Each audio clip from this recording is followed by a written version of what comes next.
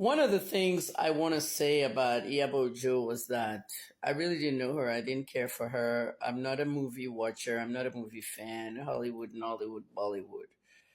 So when this whole thing with the BME started, someone sent me a note, and it was a news tip, 8 pages, stating that Iyabo had received a gift from Ibiyomi, and it was a church car, and she always receives money from Ibiyomi because she's a prostitute to the pastor. Anyway, the letter came, and all I was interested was in that car that they said they gave Iyabo that belonged to the church people. And I had to start an investigation, and I wanted the car papers from the person talking to me on Instagram DM. Ibiyomi's lawyers called me and said, don't start any investigation. Drop the case, take it down. I refused. Because when you're telling a journalist to, drop a case, not do a story, you're hiding something. If Ibiyomi himself called, I ignored him. He said he will sue me. And I'm like, yeah, go to court. Little did I know that suing someone for defamation in Nigeria is criminal. Next thing you know, they raided my house like 4 days later. 14 officers surrounded the house, everything. And the rest is history. You know the story. My father betrayed me because he set it all up. Yes, my father actually told the police where I was. If they came to Molete to come and arrest me, and you're telling them I'm in a Calabar house and this and that, it was just bad. I didn't talk to my father for 2 years, and my fans was begging me to forgive him, and I did it on live video. Some fans said they didn't like the way my father sold me out, but he did. That's why I'm really free now, and I'm happy he's dead. He was a wicked man. So at the end of the day, Iyabo's friend Tony was the one that wrote that news tip. They were fighting at that time. I know you're going to be asking me which Tony. There's a whole lot of Tonys in the industry. I was just friends with all of them. Just look at them and figure out which one. At the end of the day, it's only the smart people that know. So Tony wanted to use Iyabo as a scapegoat and sent the news tip, which was fake, to the journalist that calls out men of God. You see that? They used Bimini Adegbola, Iyabo's PA, that held the phone of our NGO. Now, you know that during the court cases, we found out Iyabo's NGO actually sent the news tip through a company called Truecaller in Sweden. They wrote a letter, they verified the number, and they said it belongs to Iyabo Ojo Pinky's group. So Iyabo was roped in people who were after her in the industry. At the end of the day, I'm the one that went to prison for 6 months and lost my business, H&N Africa.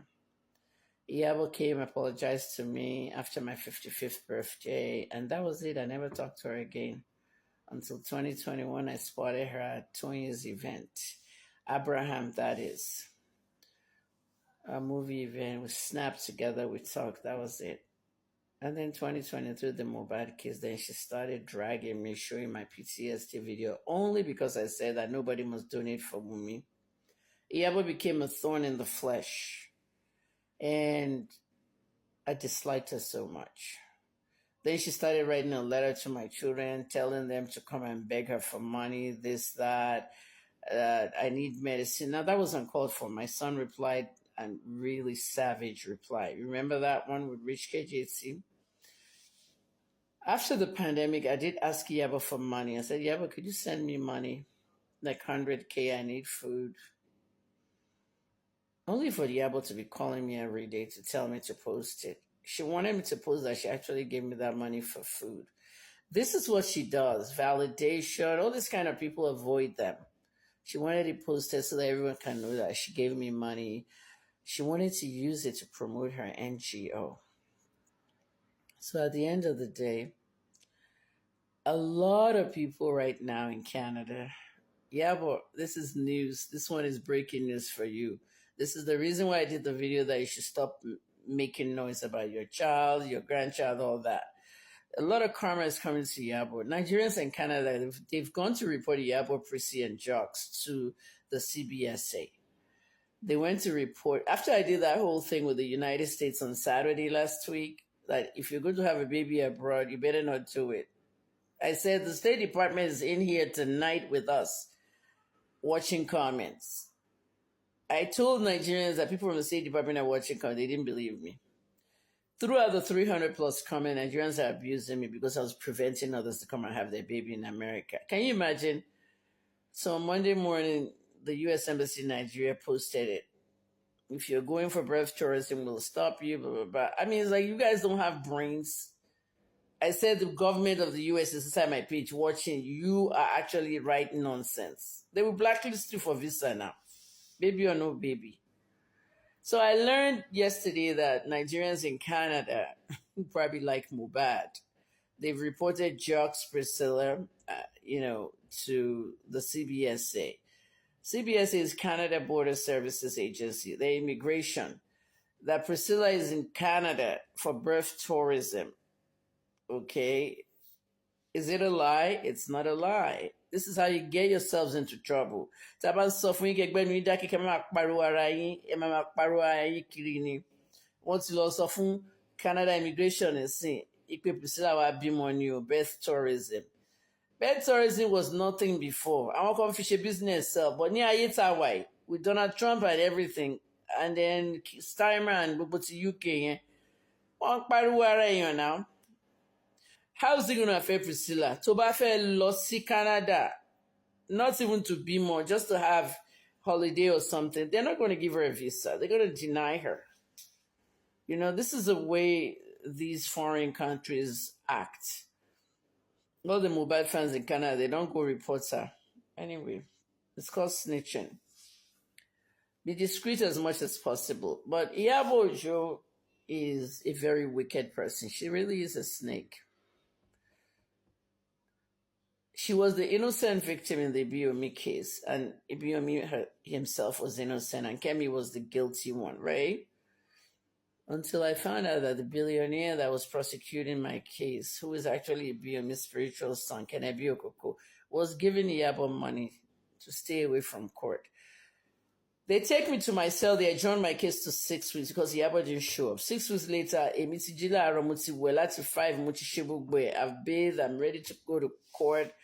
I entered the Black Maria, expecting that Iyabo would be there to testify, and all, she wouldn't show up. Kenebi was paying her money up to 10 million. It was not until she said, I will send you back to prison during the Mubad case in 2023 that someone called me and said he's a police officer that worked with Kenebi Okoko, one of his bodyguards, the visible ones. The guy was now describing himself, the one with the mustache, and I knew that guy very well. They thought I wasn't looking at them.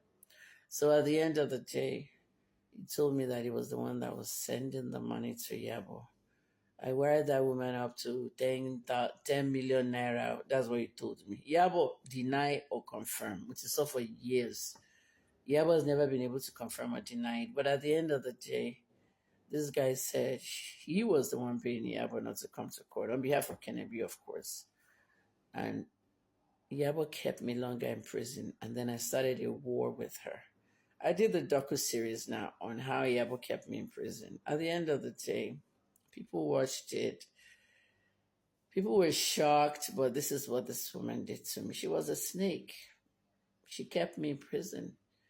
And if you go back and you go and read what Premium Times wrote about that, why is Kemi taking longer? Sahara reporters, Deji Adeyonju, Charlie Boy, well, how all of them were fighting for me. What was keeping Kemi in prison? So Premium Times went and sent Samuel Gundipe underground to come in as a friend to the inmates. Like, who is this guy? So they took me from my cell one morning. They said, the comptroller wants to see me. Me excited, I'm going home. Oh. Only got there and I entered the comptroller's office. And he said, Kemi, do you know this man? I looked at him and said, I don't know him. Oh. He said, he's your fan. I said, Oga, there's a lot of fans I have. I don't know them in person. A social media fan now. If you have come to visit me, bring me provisions. But this one, why is he here? They said he was acting suspicious and wanted to know if you really knew him. Suspicious as in, Hatalo wrong, or who are you? The guy was looking at me and said, I'm Samuel Ugudipe, Premium Times. So you're Samuel Ugudipe of Premium Times. And you publish article, right? That my father said I accused him of sexual abuse. I said, Babalo sent letter. I was still bringing Premium Times that there was no letter. That's when he said, your father sent the letter. And I said, okay, it's a reporter. All right. That's it for my dad for now.